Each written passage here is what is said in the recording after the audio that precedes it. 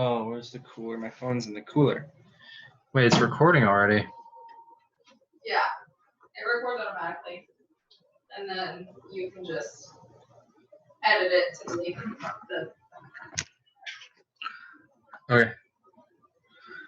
So it doesn't start recording when you broadcast? No. Hello! Hi. Hi! Can you hear me? Yes. Can you hear us? Yep. So we are good. Awesome. Glad you guys made it. Yeah. How's the day been? Well, we just had a pretty disappointing half an hour opening up the kiln and like finding some pretty bad news in there. Yeah. Oh no, what was the bad news? I Like guess everything. they've been trying to fix this glaze, but we used a lot of it and didn't know that it was messed up, and it bubbled all our stuff and ran onto the shelf, and No. yeah. And like the slip that I was using to do all my carving was like didn't react properly at the temperature. It we was a fired, lower cone, and Yeah, she so- didn't get told that, so it just so melted off. So anyway, but we'll make do with what. we Wait, so is everything ruined? What's that? Is everything ruined?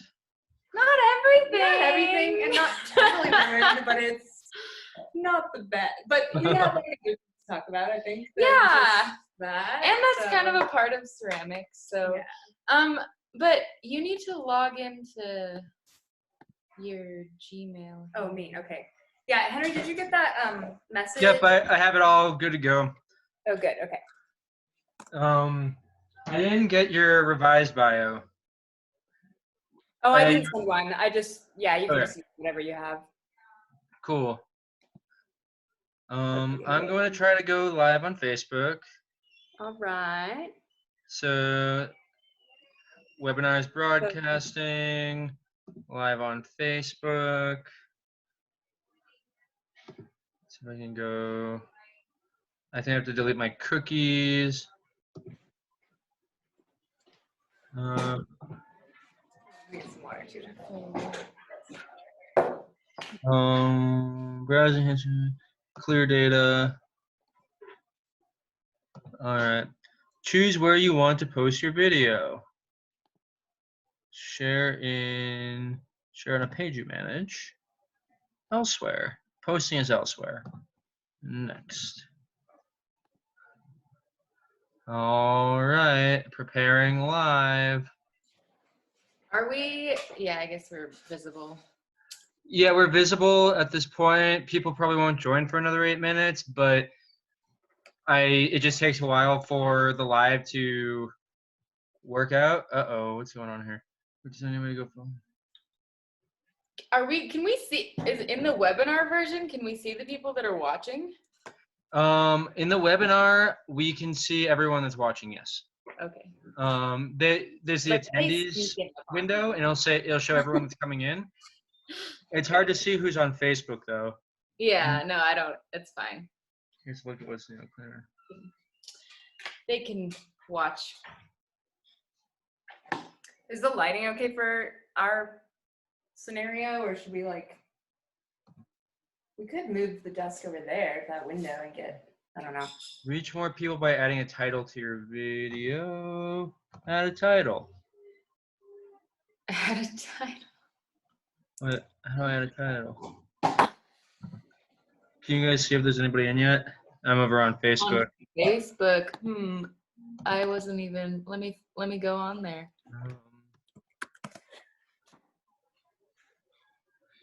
Can one of you spell your show title to me? SGRAFFITO. AFF.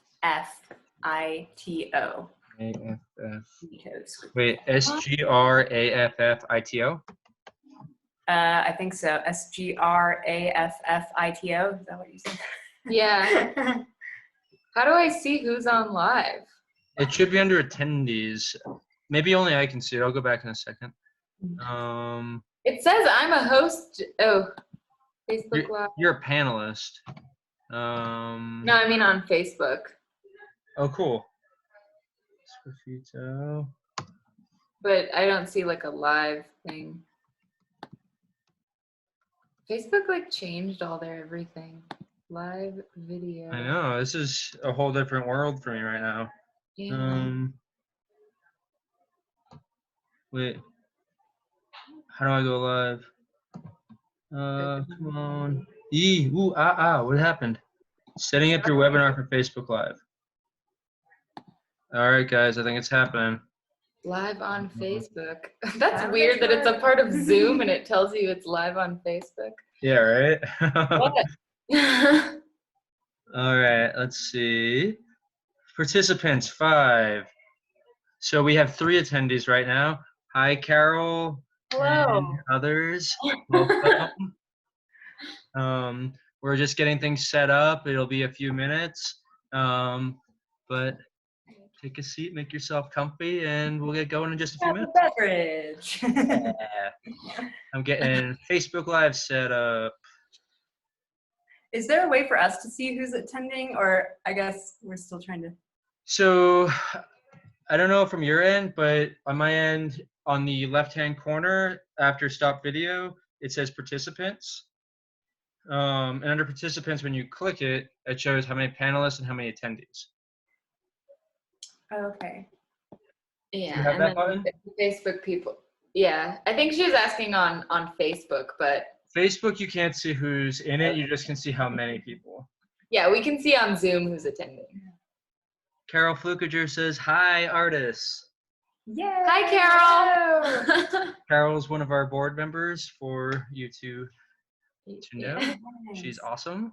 Yeah. Let me check on the Zoom thing.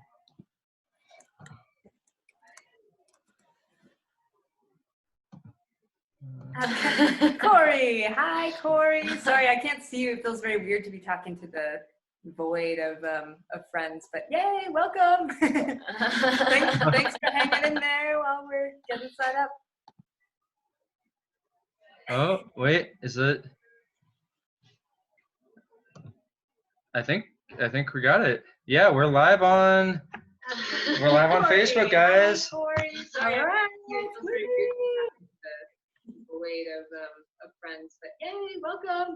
Oh, Thanks that's for hanging in there. 5 minutes ago. cool. That was your voice. Oh.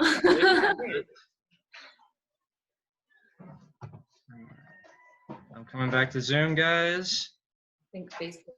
All right, back on Zoom.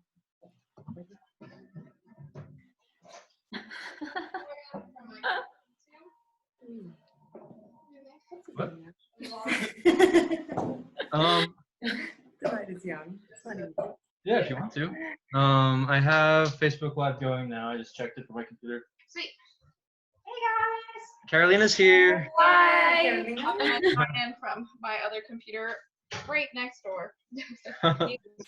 So she'll just I'll just be right over there. Yeah. Yay. Over there. Hopefully everyone's doing well wherever they are. We've got Pittsburgh, we've got Corey's in Humboldt, actually, my friend. Yeah. And yeah. And so we can't see the folks that are on the other. On the Facebook, no. Okay, gotcha. Just the Zoom. Just their names and their auras. Yeah. Well, so we're just getting started. It's 2 minutes of 6. We'll give it 5 minutes-ish before we really get the ball rolling. Let some people come in and join us. But yeah, Sounds good. yeah. Henry, do you have any anecdotes about your day today in Paonia? Set the Well, scene. We had a lovely day. We went mushroom hunting What? up Stevens Gulch earlier. It was really fun. We found some oyster mushrooms. Ooh, nice. And then we just had some car troubles. And My car Okay. overheated going up Stevens Gulch. yeah, we had to abandon Carolina's car halfway up, and some people with an ATV gave us a lift the rest of the way up. Oh no. That's fun. Oh. Yeah, so it was an adventure. Oh, we got some more people joining us. Welcome. Oh, Carolina. Yeah, I think I can. You want me to promote you? Allowed to talk.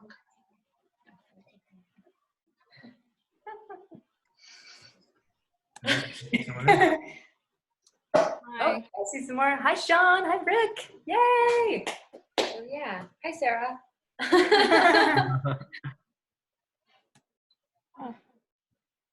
So for those of you who just arrived, we're just getting everything going, waiting for a few more minutes, I think. Get things synced up. Yep, just a couple more minutes. It's 6 o'clock on the dot. We got 10 people. Just give us a few more minutes for some more to join in, and then we'll get started. Yeah.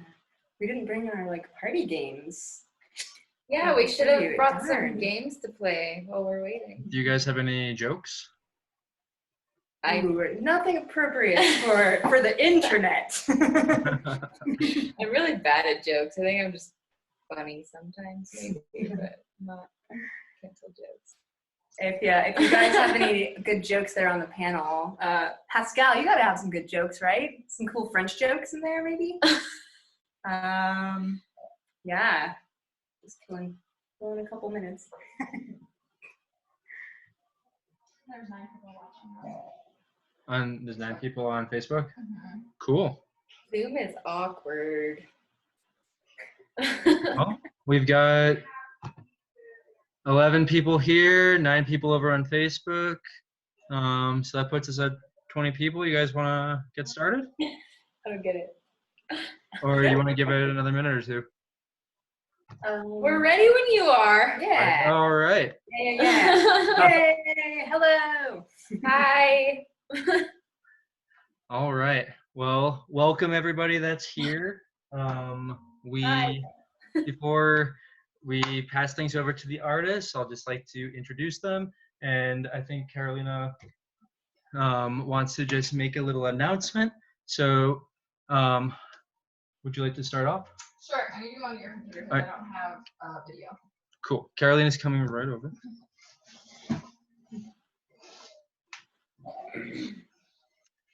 Hi everyone. I recognize some people who are here, some people that I don't.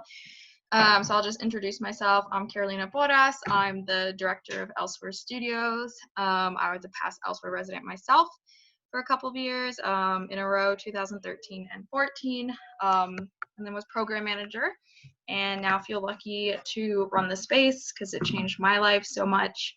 And just before we do our presentation tonight, I wanted to update people because we've been in a fundraising campaign because the pandemic, COVID-19 has been pretty difficult for everybody, for businesses, nonprofits, individuals. And so it's really affected Elsewhere because we can't do what we usually do in the same capacity and couldn't at all for a couple of months. So our income stream with grants and fundraiser events and residency fees, all of that was, not able to happen for a while. And like everybody else, we still don't know what the future is going to hold. So we were at risk of shutting our doors in the near future. Hi, Tomatoes. That's Tomatoes. That's the mascot of Elsewhere. And then we had a fundraising campaign and asked our community for support and had a goal of $15,000. And I just wanted to let everybody know we reached it. Woo!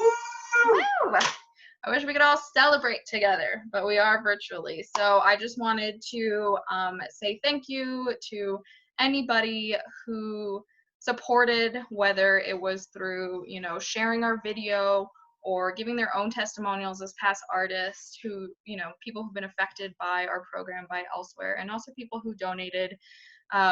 It's amazing to have raised our goal in such a short period of time, and it means that we're able to sustain our mission as a community arts organization into the future and help us survive these next couple of uncertain months. So I just wanted to express our deep, deep gratitude, and we will be working on some fun art prints. There's a couple of us staff, board, past Elsewhere artists that are making block prints. So if you donated, you can look forward to that. We have actually a couple examples. Of course, backwards.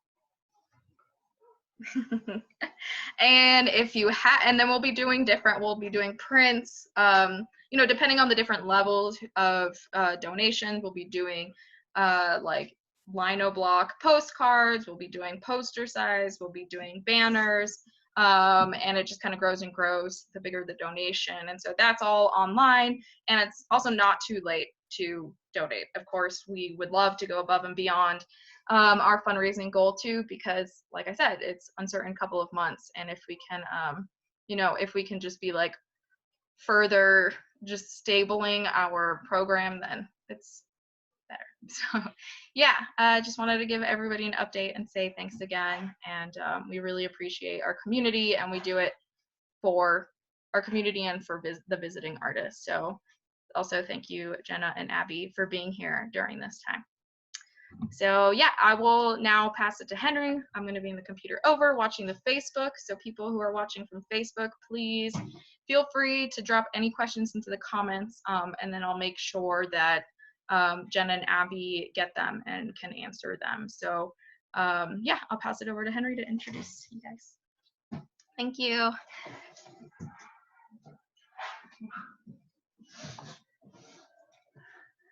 Hi.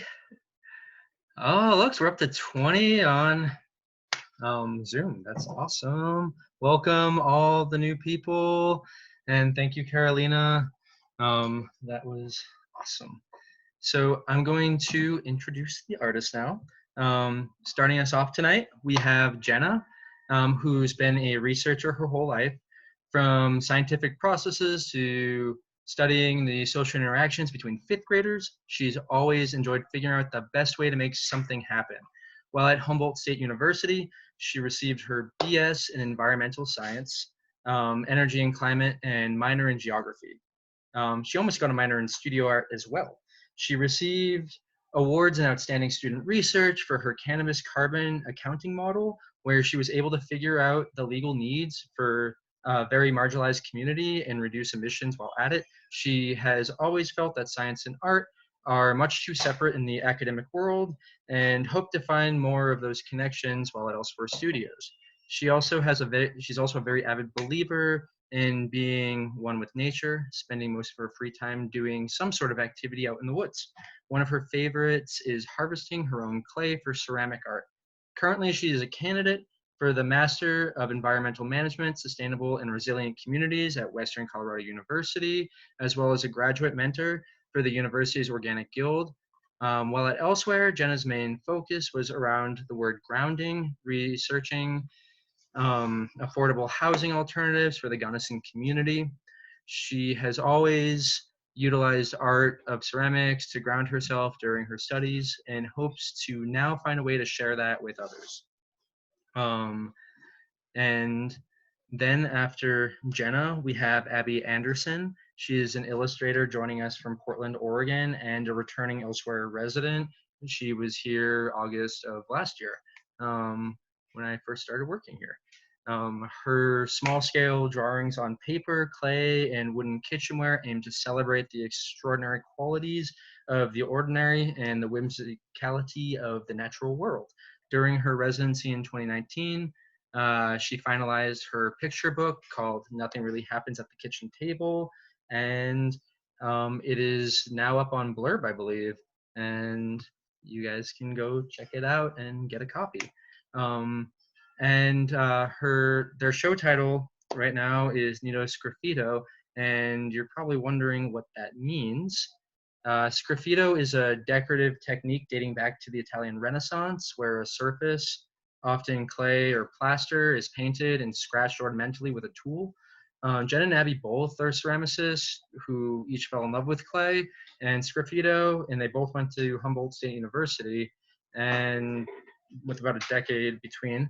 But they both, you know, utilize sgraffito quite a bit, and they discovered that together as residents that they shared that, as well as a number of other creative and philosophical pursuits. Their respective work reflects these common themes of community connection and finding groundedness within the local food culture. They both love the way that Sgraffito art creates possibility and flow by utilizing negative space. So that's a little background on that. And now I'll hand it over to Jenna to tell us a little bit more about what she's been up to. Hello, everyone. I'm Jenna. Hi, Abby. I'm going to share my screen, so just bear with me for a moment. Oh, it looks like you need to enable my screen sharing, Henry. So just a moment, everybody.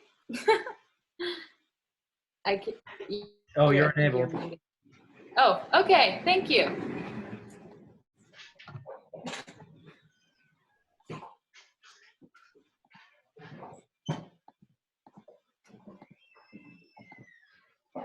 All righty.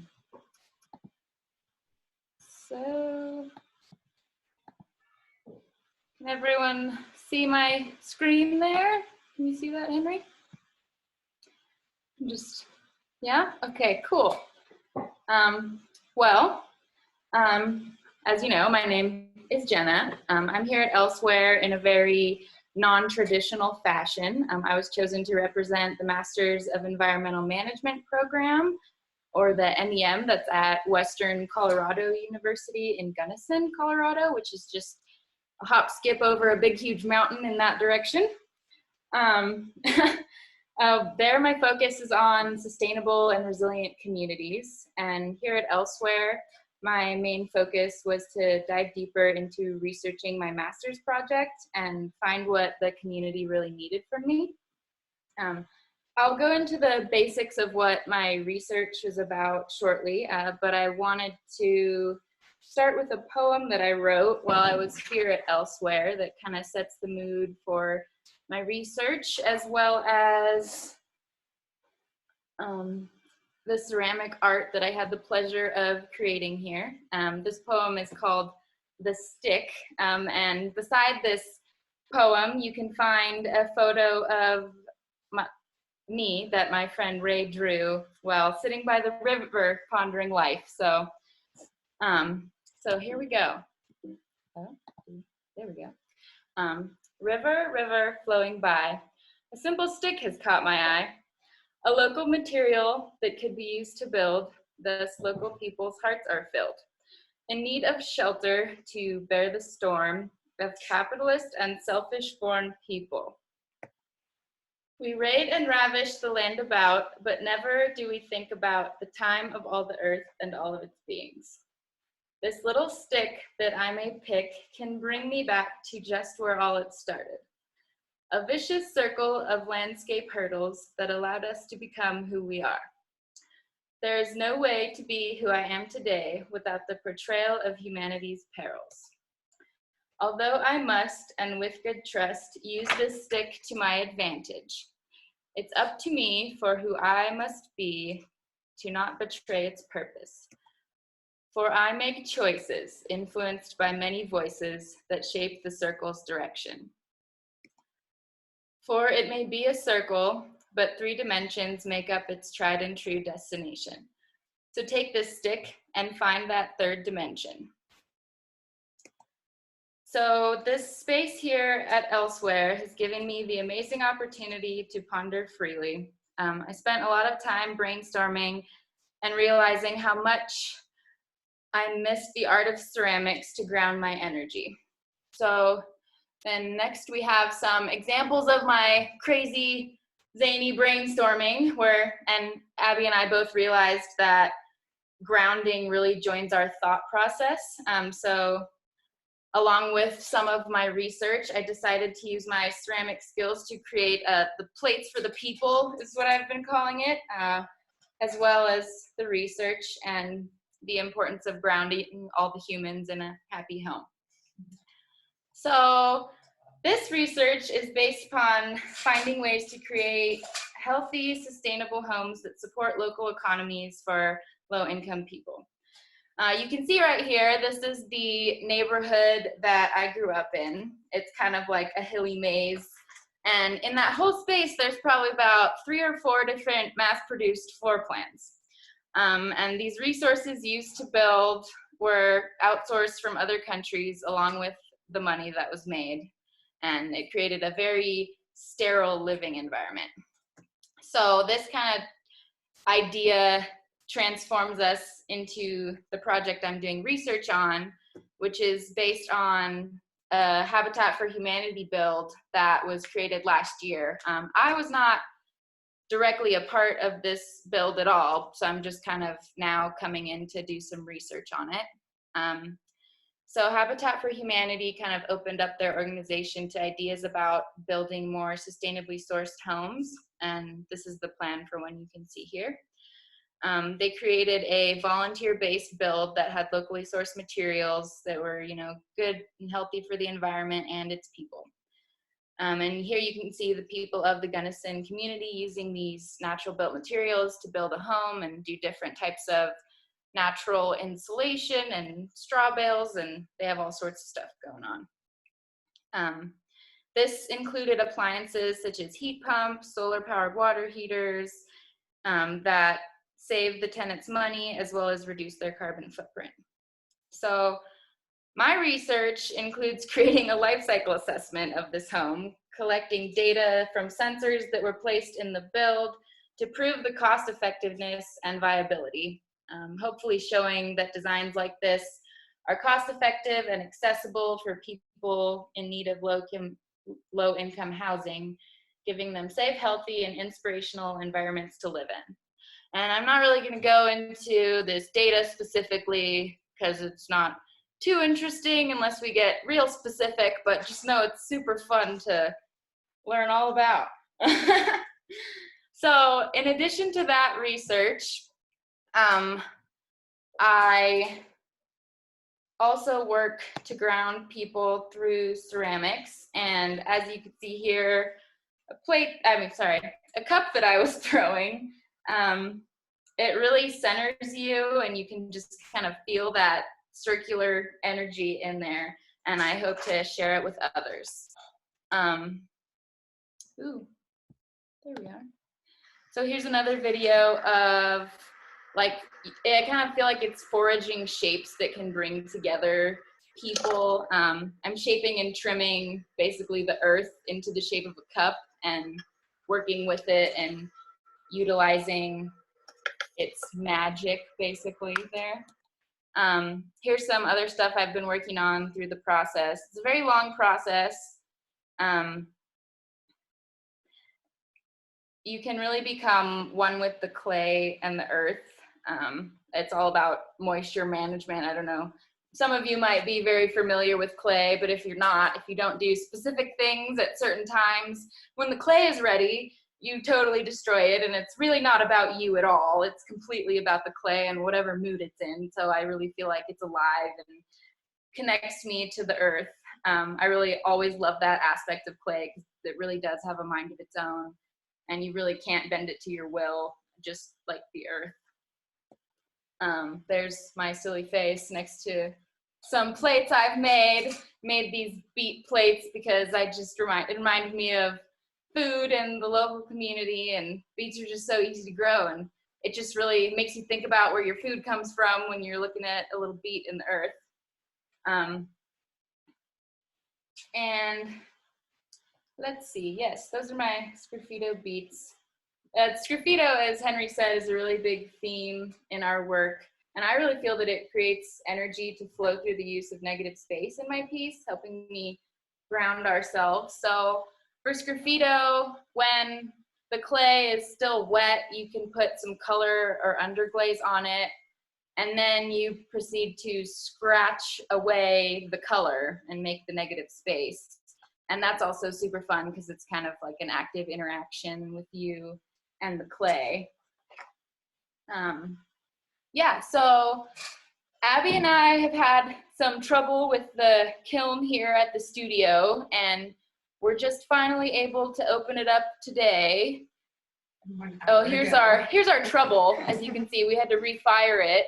But they came out with some problems, which is another expected thing in ceramics. I did not create this glaze that was used or anything, so I really wouldn't have known what was going to happen. But we got some fun little bubbles on the beat plates. You know, that could be cool.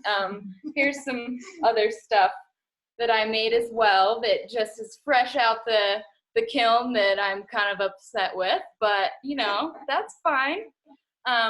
There's some other plates I made, and that's made, if you don't know, using wax resist. So I dipped them in a glaze and then drew this on with some wax and then dipped them in another glaze.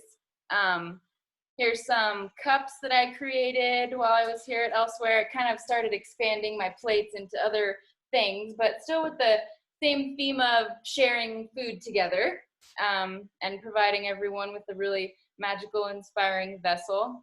And then some bowls that I created with Sgraffito techniques and different glazes that also didn't agree with exactly how they were supposed to turn out, but that's a learning experience that everyone loves to go through when they go to a new ceramic studio that they're not familiar with. So I guess I also wanted to share that these plates are a way that I express my interest in food and community. I think that mass-produced dinnerware is just one more reason to disconnect us from the things we eat. So I hope that these plates can do their part in reminding people where their food comes from and how important it is to consider that every time a plate is put in front of you to eat, you need to think about where it came from, where the food came from that's in front of you, and what that means to you. So that's the end of my presentation. Thank you so much for listening.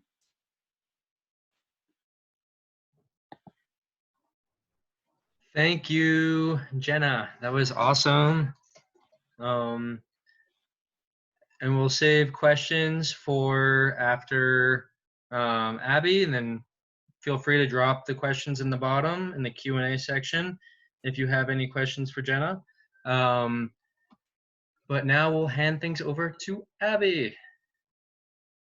Just move it the screen this way. Okay, I'm gonna share you. Alrighty. Ta-da. Okay, I think I'm just try. Ooh, let's see. That background too. I don't think we got can some really- sunshine coming in here. Maybe Yeah. I'll. Well, your screen is shared, so you're not. Okay. It's more the PowerPoint that they're seeing. Okay. Yay! Thanks everybody for coming, and thanks to Henry and Carolina for hosting our event, and to Jenna for her presentation on all the grounding that she is involved in her academic research as well as ceramics. It's kind of cool to have our work juxtaposed, because Jenna works on kind of like a grander scheme of that same idea of bringing community together, kind of being interested in the local food scene and building and providing homes and kind of these bigger needs. And my work, I think, kind of focuses and hones in on more kind of individual interactions and the little things in life, the little things that also make a big difference in the scheme of things. So together, we're kind of covering this broader spectrum of what it means to be grounded and to be kind of connecting into the community and to ourselves, of course. So I will start this presentation with my lunch from today. These are the tacos that I ate because I thought, well, maybe since we're grounding here, we should all be on the same page. We should know what I'm fueling this whole presentation on. So we're starting with tacos, and then we're moving back into Sgraffito. Also, this is my first slideshow, and I thought, people usually put tacos in slideshows, right? That's like a thing, I'm pretty sure. So Yeah. there you are, your tacos. Okay, so Sgraffito.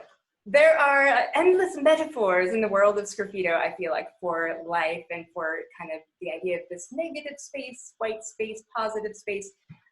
If you're not familiar with these terms, positive space means the item that's sort of the forefront of something, and the negative space is sort of all the extraneous stuff in the background.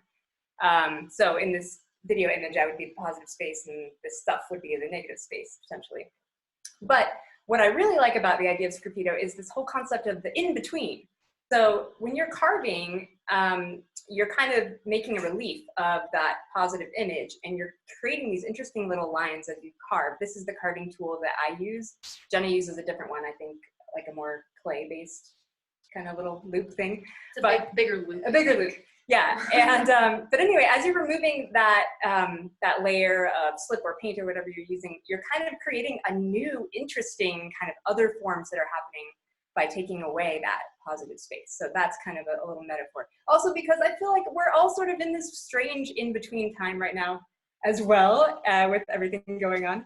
But there is a lot to take away from these little moments in between it all and the little things. So I'll go into that more.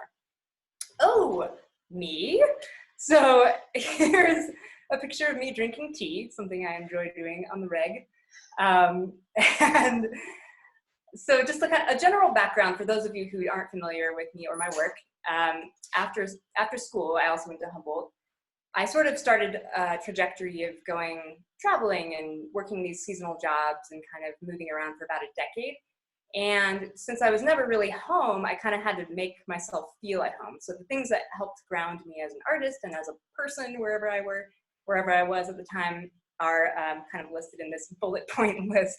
But basically what I learned through that time is that I'm really drawn toward, of course, nature things. So I always feel most myself when I can start to identify the plants and animals around me. So I'm always learning about those right away. As a traveler, you can't really take a lot with you, so you have to think about minimizing your belongings and creating less waste, which also factors into making artwork.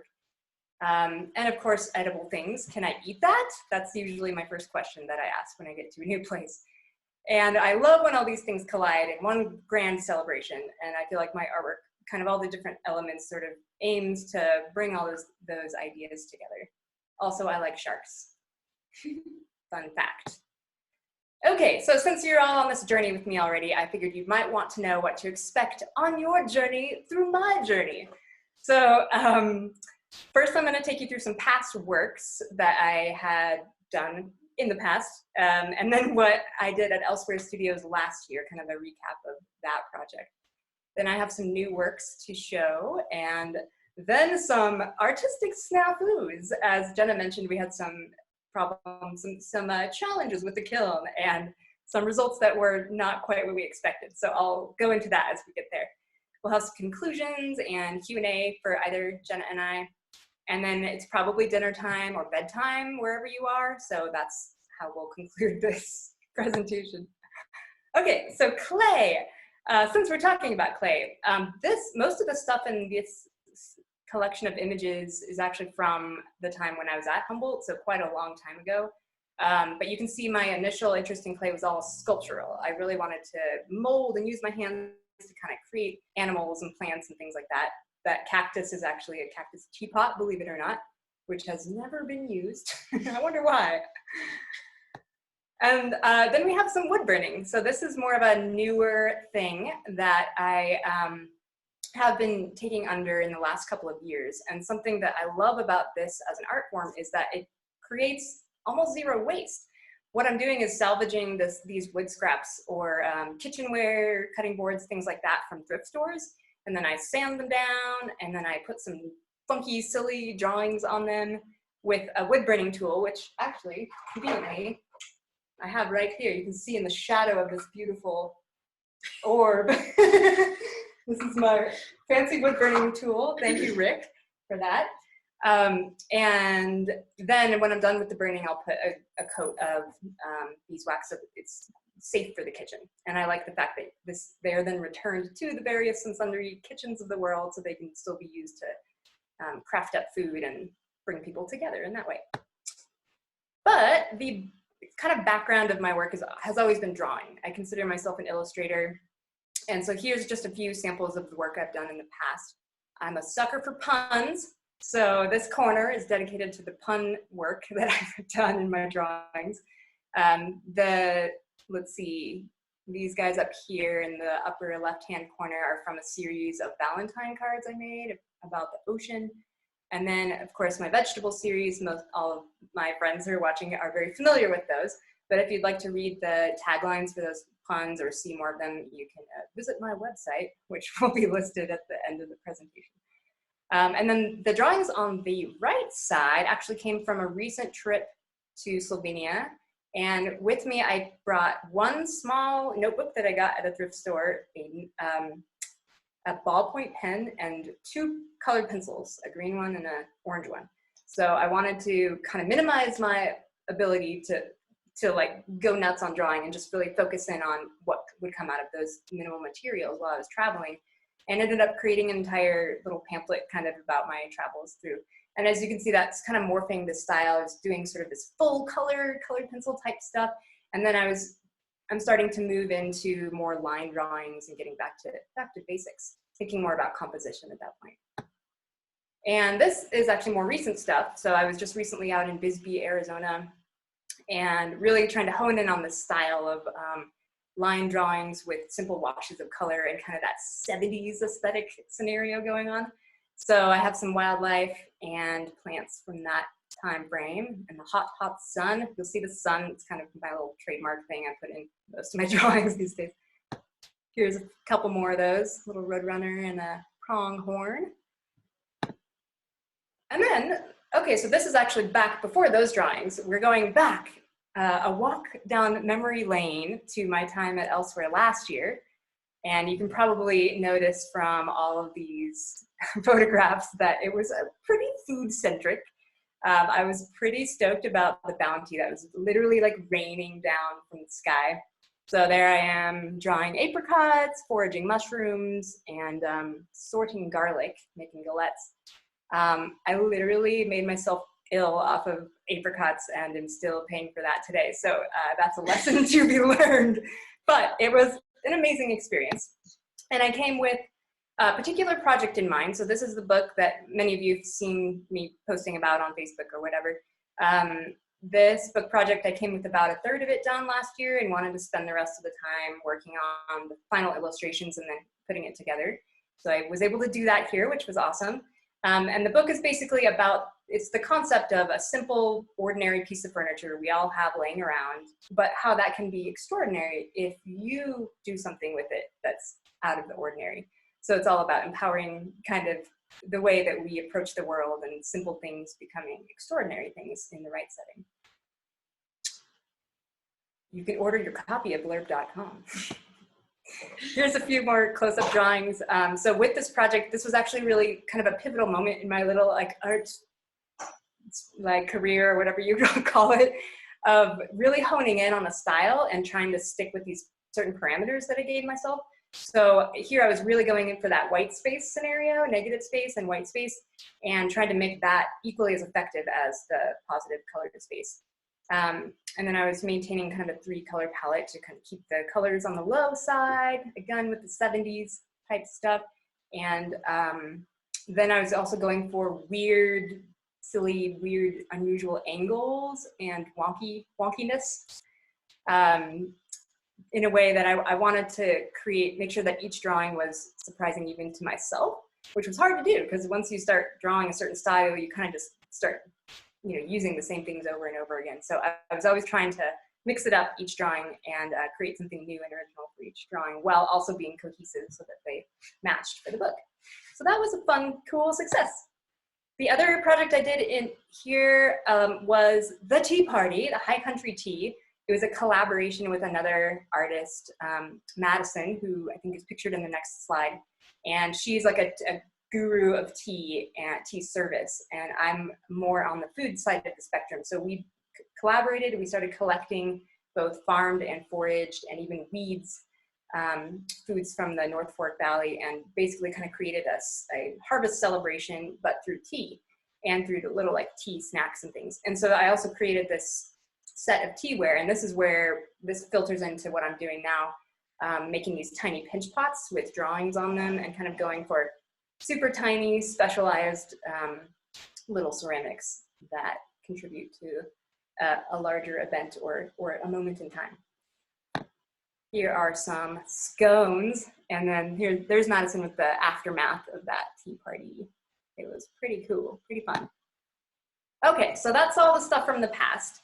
But what's new in the world of Abby J. Anderson? What has she actually done this time? New experiments. So residencies are, of course, a time for experimenting and trying out new things you've never done before. I think I just won't even comment about this picture and just see what you guys think about that.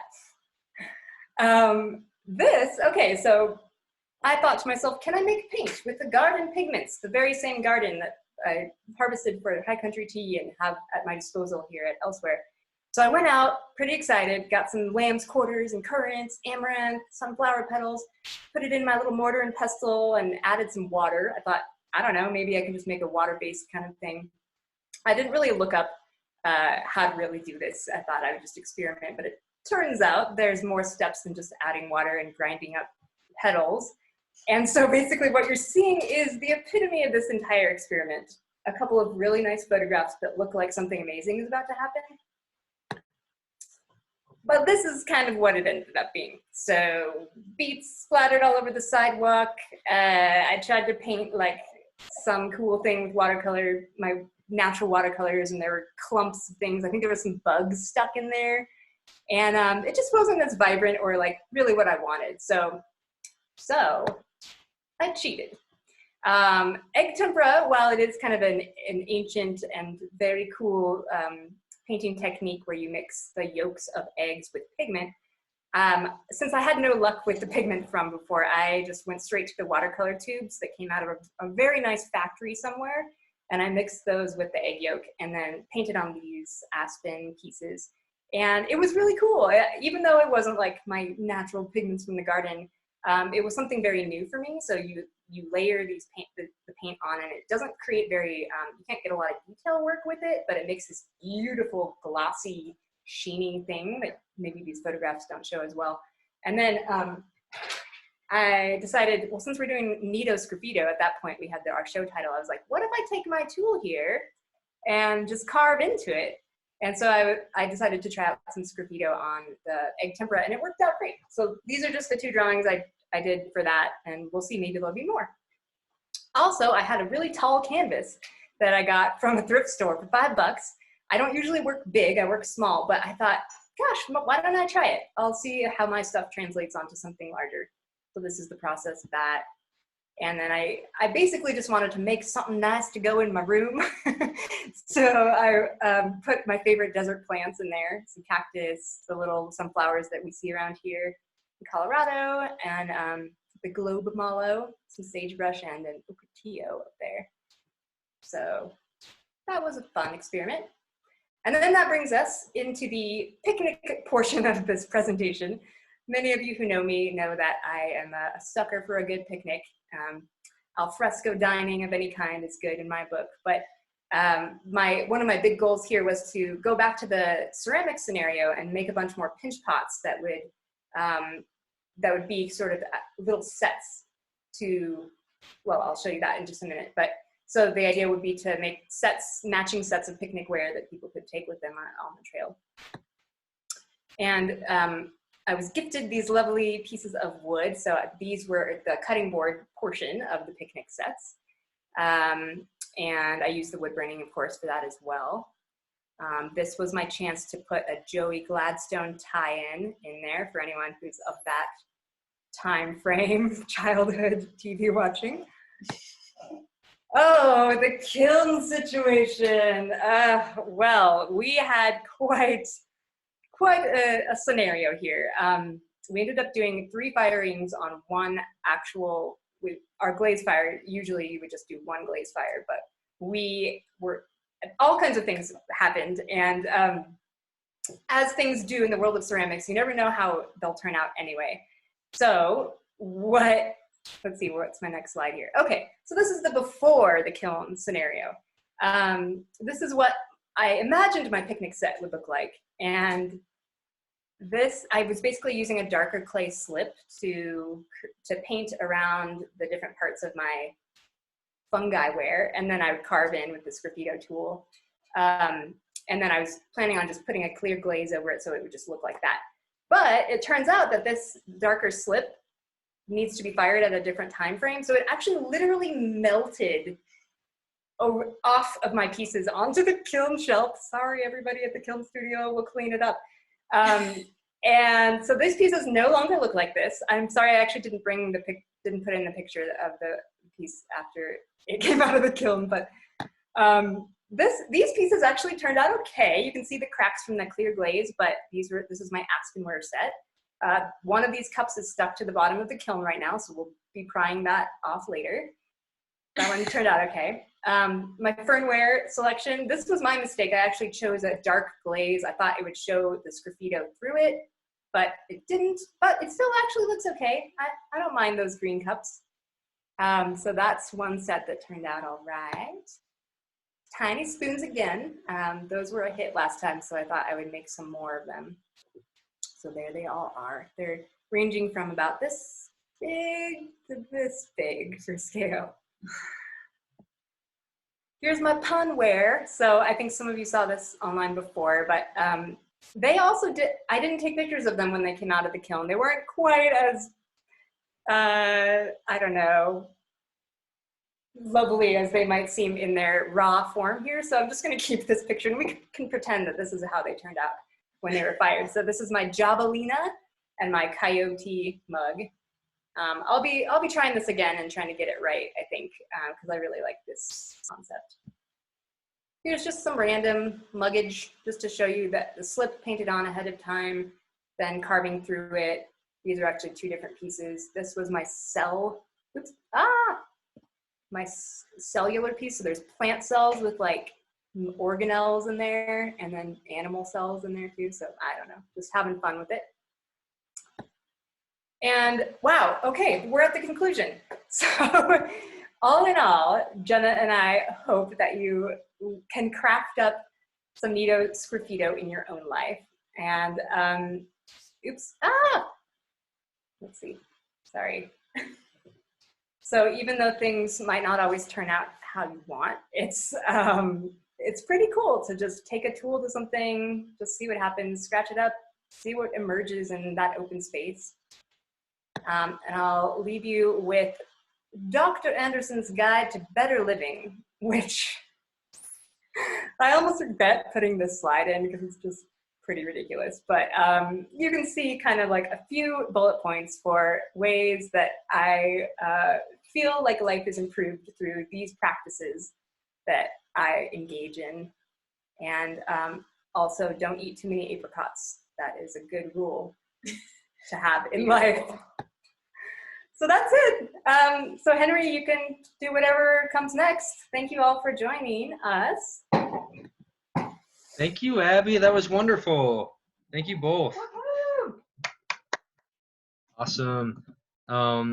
So I guess next is the Q&A. We have a couple questions. The first one is to Jenna.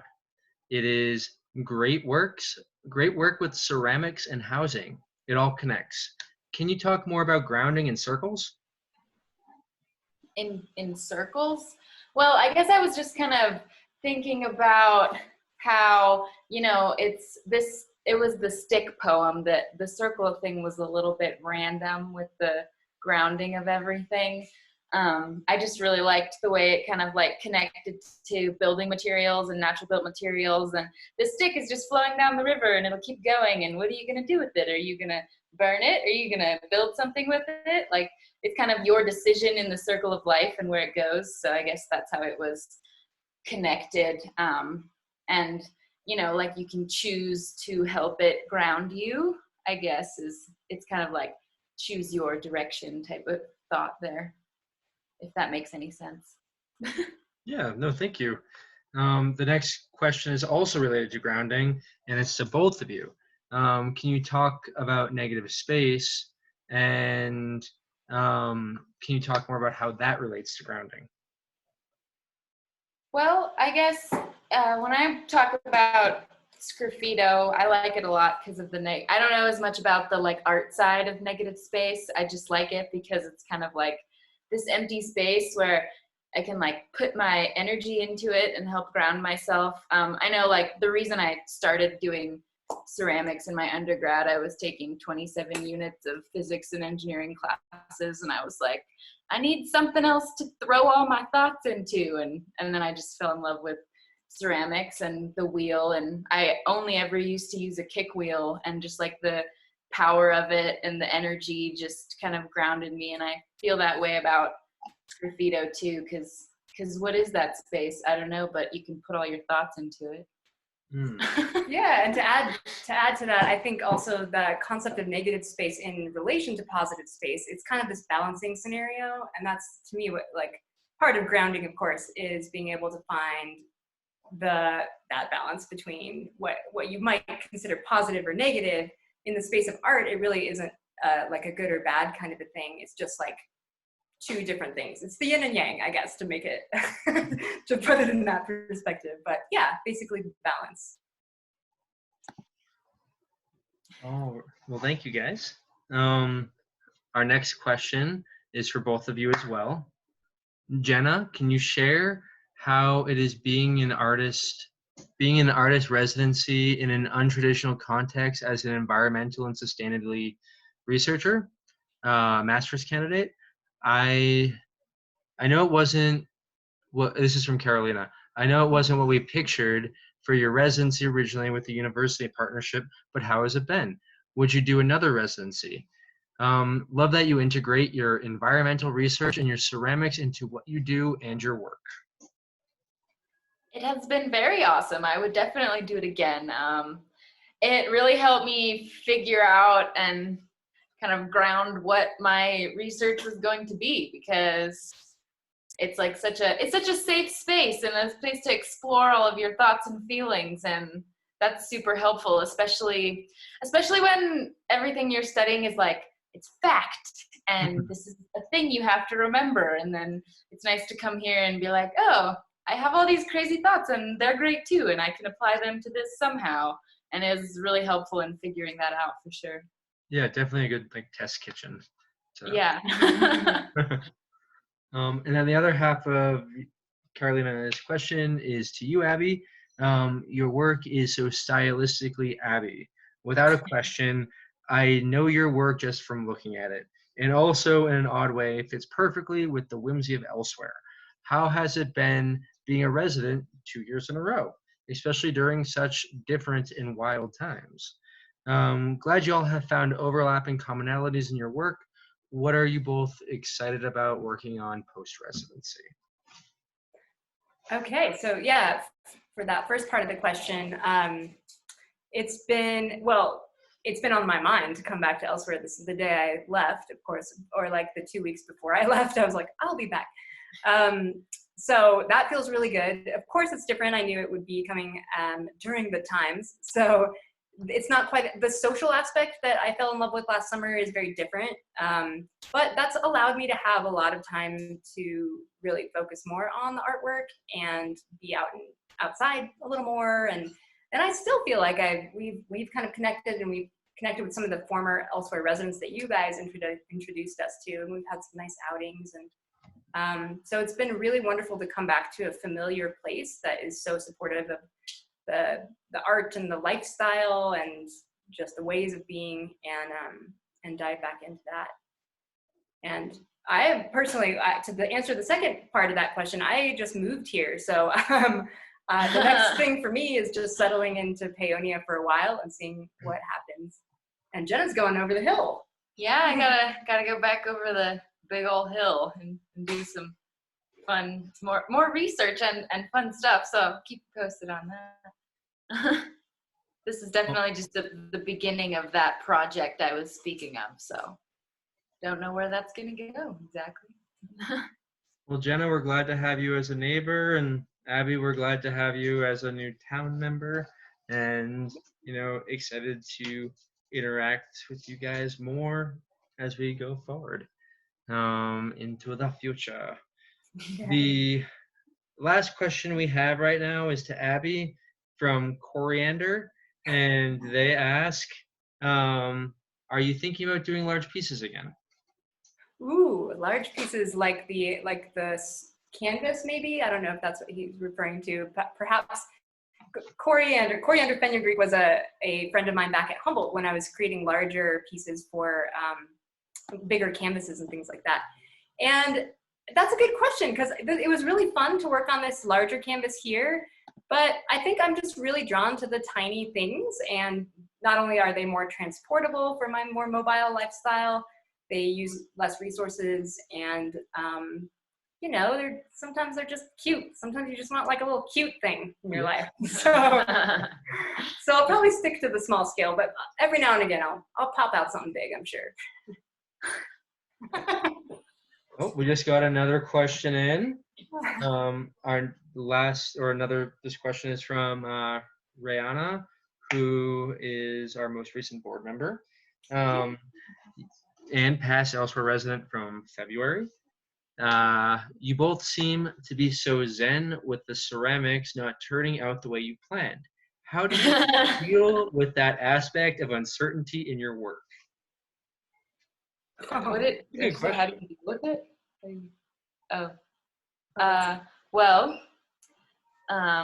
How do we deal with that? I guess I just kind of, I don't know how anything is going to turn out ever, you know, like I have hopes for it, but I'm never like mad when things don't go the way they're supposed to. I think like all you can really do is have intention. Like I don't think of the world as this is what's going to happen. It's more like, this is where I want it to go. And if it goes that way, that's super great. So I think it's just kind of because I already feel that way about life. And so it kind of reflects into the ceramics, and you know, it's just a piece of earth, and I can try making a new one later. It's unfortunate that I was more upset that I couldn't share what I was thinking with you guys. You know, like for me, I know I can try doing that again in the future, and this was a fun experiment. You know, so yeah. Yeah, I think, you know, we literally opened up that kiln like an hour before, or less than an hour before we came on, and so I think we're probably both in a state of shock. We have a lot of work to do. We have to go like scrape that stuff off the kiln shelves. Yeah. But also, like, I think about not to get all alchemisty on us, but like, it's, you know, the journey is kind of more like the journey that matters. But really, like, I think about making all those cups that just completely melted off all this Sgraffito work. And it was like the moment that I was doing those, I was really enjoying that process, and I got to show it to a couple of people, you know, which was just enough for me to get that little like, oh, it's a cool thing I made. And I have some photographs of the pre-melt, so I know I can do it again, and it'll happen, and that's just how it goes. Yeah. Cool. We got another question. And it's from Adam Didier. Yay. And he says, what has been most surprising for you about this summer's work? Ooh. I was very impressed with how thin I ended up making all my plates, and they still worked out. It was like the only problem was the final firing. They didn't crack or explode or anything, because I've always been afraid to make them so thin. All the plates I've made in the past were much thicker, so that was super fun and surprising. I almost thought they were just gonna break a long time ago, which is another reason I was okay with the kiln. But also proud that I did that. It's been a couple years since I've even made ceramics, so that was super fun. And surprising that I still knew how to do it, so that's fun.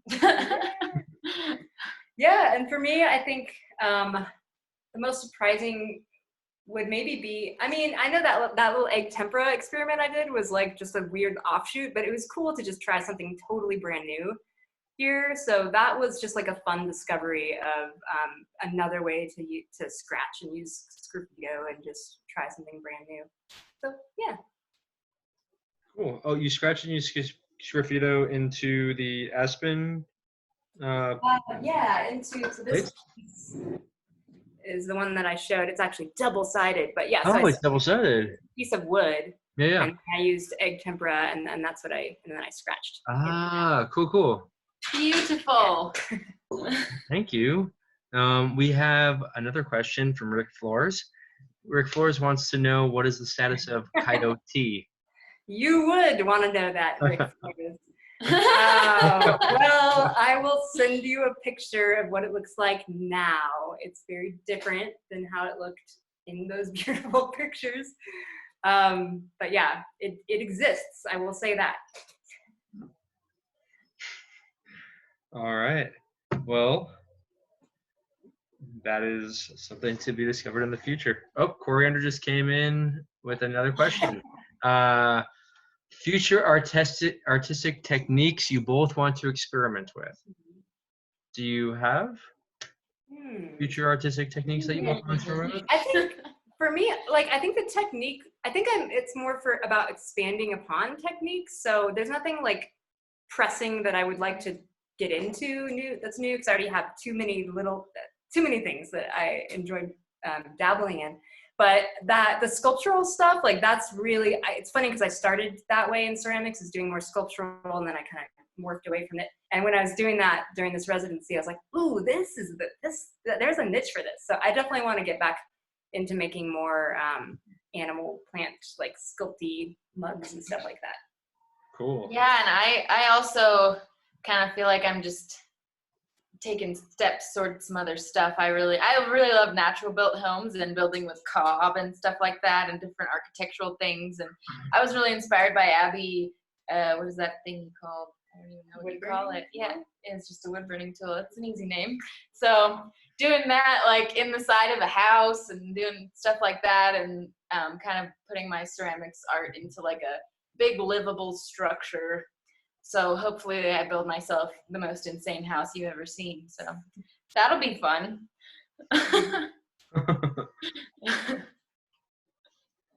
Any other questions? As of this moment, there's no more questions. I'm excited to see both those two techniques come to fruition with both of you and the houses you build, Jenna.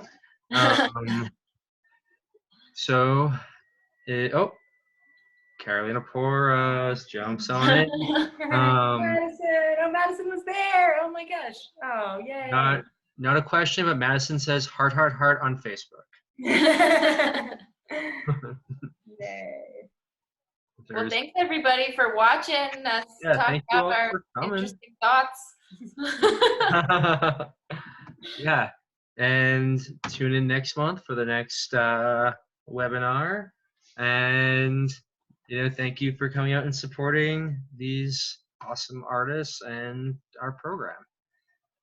Yay. Woo! Thank you so Thank much, you guys. Go to bed or eat your dinner wherever you are in the world. Yes. And enjoy it with enthusiasm. And think about where your food came from. That's important. Yeah. Yay. Yay. All right. Well, I think it's time to end this. Good night, everybody. Good night. Good night.